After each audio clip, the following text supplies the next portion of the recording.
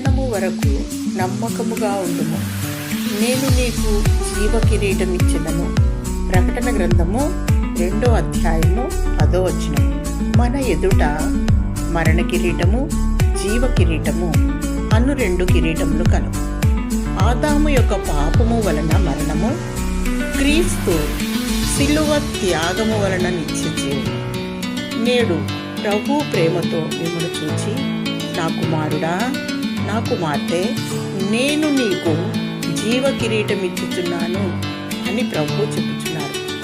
లోకమంతయు పాపముతోనూ శాపముతోనూ వ్యాధి మరణ భయములతో పడి ఉన్నది.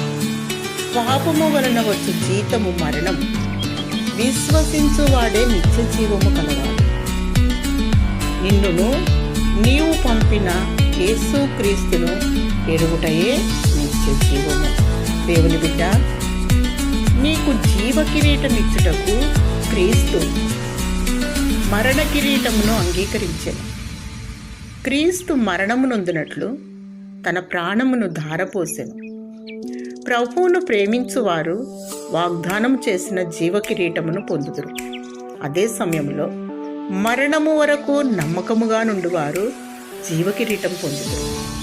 మనం ఒక తీర్మానంలోనికి వచ్చిన వారంగా, గాఢాంధకారపు లోయలలో నేను సంచరించినాను, ఏ అపాయమునకు భయపడను, నీవు నాకు తోడై ఉన్నావు. ఎందుకంటే మనకు మరణ భయం లేదు.